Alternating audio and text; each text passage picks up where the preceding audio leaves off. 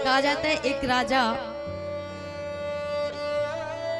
अपने मंत्री को इसी वजह से उसने कारागृह में बंद कर दिया, क्योंकि उसके मंत्री का स्वभाव था, वो कहता था जो होता है अच्छे के लिए होता है। राजा एक दिन भोजन पे बैठा था, फल काट रहा था, अचानक से उसकी उंगली कट गई। अब मंत्री के मुख से निकल गया कि महाराज जो होता है अच्छे के लिए होता है। बोले बताओ, हमें पीड़ा हो रही, हमारी उंगली कटी है, ये कह रहा है जो होता है अच्छे के लिए होता है, इसको कारागृह में बंद कर दो। उसको ले जाकर के बंद कर दिया गया।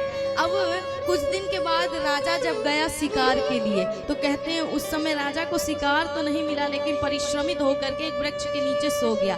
तो कुछ लोग होते हैं ना वन में विचरण करने वाले, जिन्हें आदि मानव कह सकते हो महाराज, उन मनुष्यों ने क्या किया, जंगल में रहने वाले, वो ले जा करके देवी के सामने बलि चढ़ाया करते थे मनुष्यों की।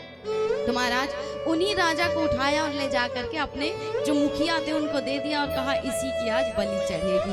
अब उस समय शरीर के सर्वांग का निरीक्षण किया जाता है, देखा जाता है कि कोई अंग कटा तो नहीं है, टूटा फूटा तो नहीं है, क्योंकि बलि में जो पूरा अंग सुरक्षित हो उसी की बलि चढ़ती है। तो कहते हैं उस समय राजा की उंगली कटी हुई थी। ये देख करके उनके मुखिया ने कहा कि इसकी बलि नहीं चढ़ सकती क्योंकि इसकी उंगली कटी हुई है। अब राजा को उस दिन सत्य में ये बात एहसास हुई, ज्ञात हुई कि सत्य कहा था मेरे मंत्री ने, जो होता है अच्छे के लिए होता है। महाराज अब जाकर के मंत्री को बाहर निकलवाया और मंत्री से पूछा कि देख मेरी उंगली कटी तो मेरे साथ तो जो हुआ अच्छे के लिए हुआ, लेकिन तू कारागृह में बंद हुआ, इसमें कौन सी अच्छी बात है।